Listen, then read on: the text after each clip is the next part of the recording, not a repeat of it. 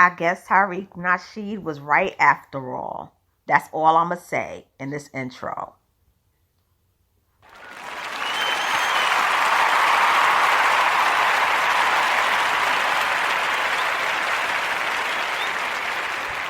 Hey everyone. Good morning. It's your girl, Miss Analytical.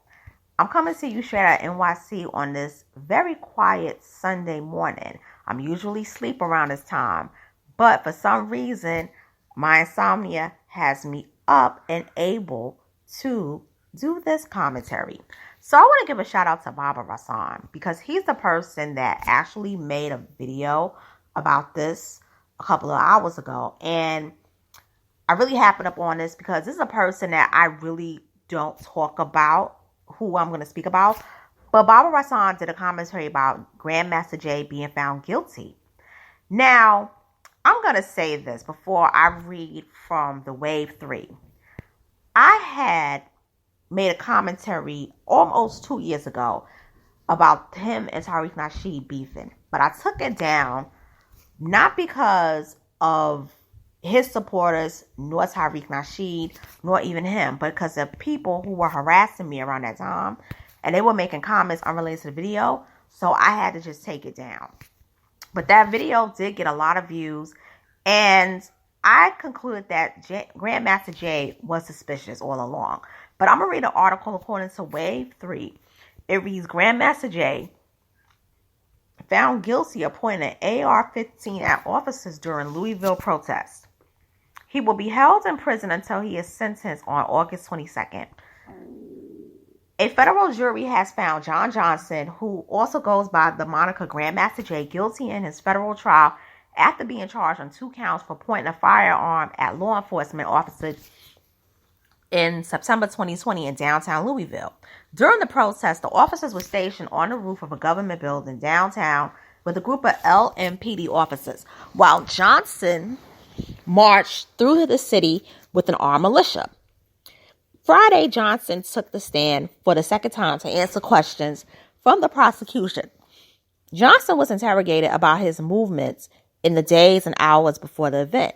He claims his AR-15 rifle was empty and the trigger was in a safe position when he pointed it, adding that he was only looking around in the flashlight on the gun's barrel. During their closing arguments, the prosecution argued that all the jurors needed to know in order to find him guilty was that he used the weapon and that he intentionally used it in a threatening manner.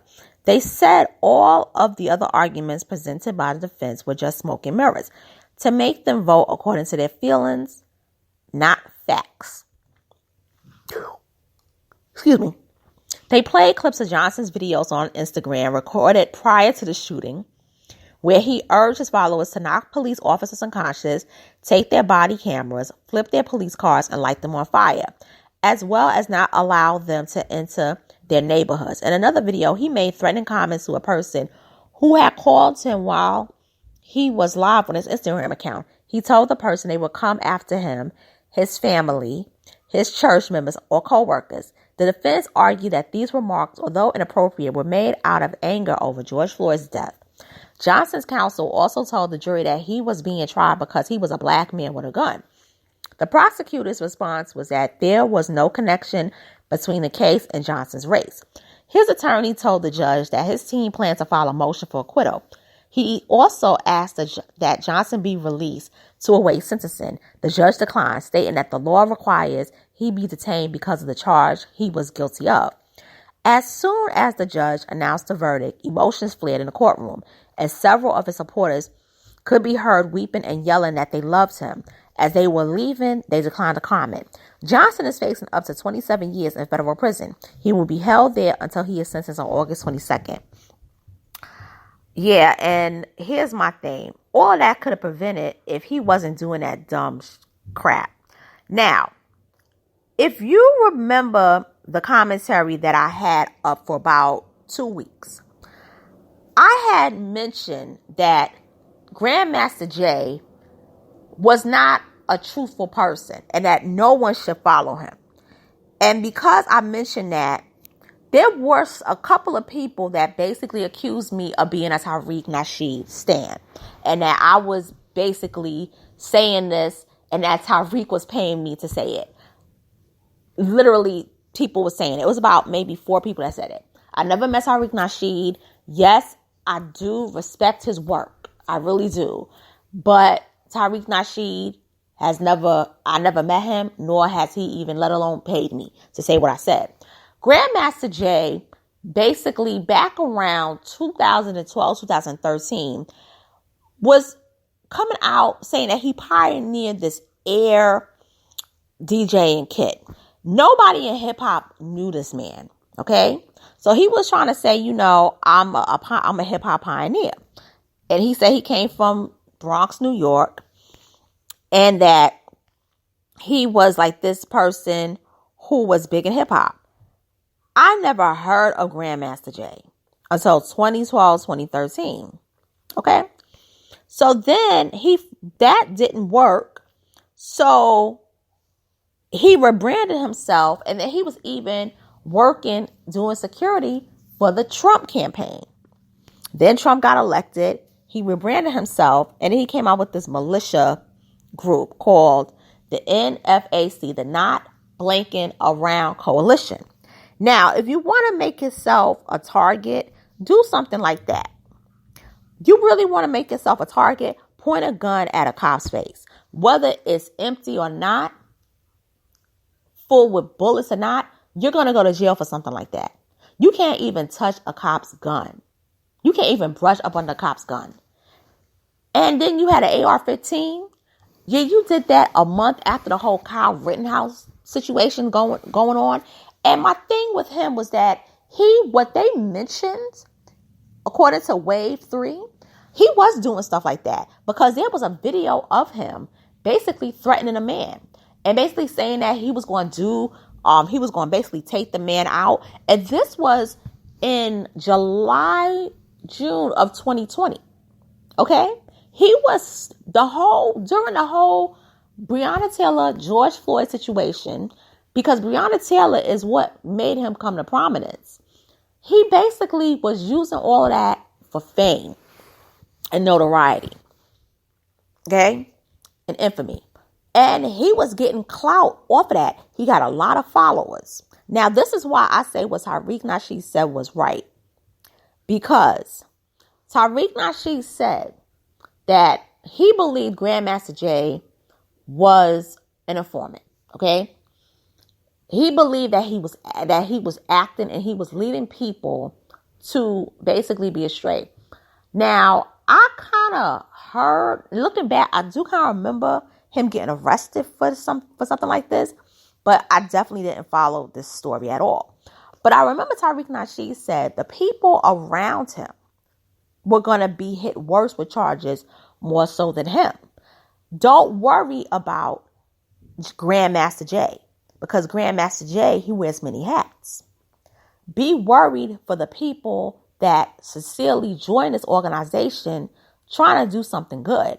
The reason being, he said, thinking that they're doing something good, because those are the people that's going to go down. And if you look at the videos, most of those people, they were not wilding out. It was all him. It was all him. To me, Grandmaster Jay is an agent of chaos. Okay? And I don't condone what this man did. I want to make it clear. I don't condone what this man did. Yes, I have spoken about certain people on YouTube. I've spoken about what was going on in Buffalo, what went on with Kyle Rittenhouse. But let's be real on this. Grandmaster Jay put himself in that situation. Will he be faced up to 27 years? No, he'll probably get maybe about 20. But here's my only thing. This was a real speedy trial. The trial started literally 4 days ago. And he got convicted yesterday.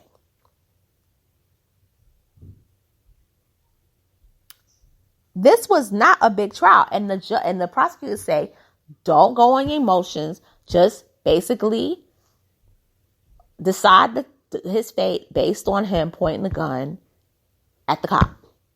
Now, here's my one issue I have with this.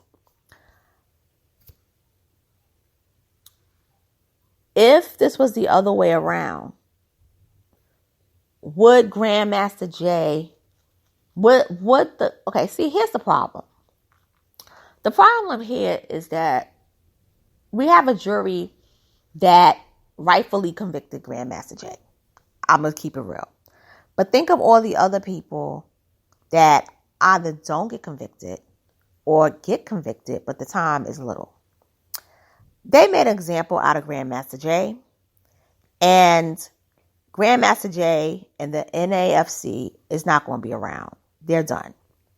Whether you believe he's an informant or not, this Grandmaster Jay he's done, because he is so infamous now that when he's released from prison, he can't be that DJ, because everybody gonna know you were the NAFC leader. You know, it's not worth it at the end of the day to pull these kind of stunts, you know. And you came to prominence because you were fighting for Breonna Taylor, and you were fighting for George Floyd. And this is what you did in their names, and and the name of justice at that. It was a buffoon show. It was disgusting, and I never saw him as a leader to begin with. I thought he was a joke. And with that being said, it's your girl, Miss Ann Little Cole. I'm signing off. Moral of the story is, to all the people that follow this man, they got y'all names on file already. They got y'all down, and don't think that y'all not guilty by association, because they going to start rounding some of y'all up too, particularly those that was close proximity with him.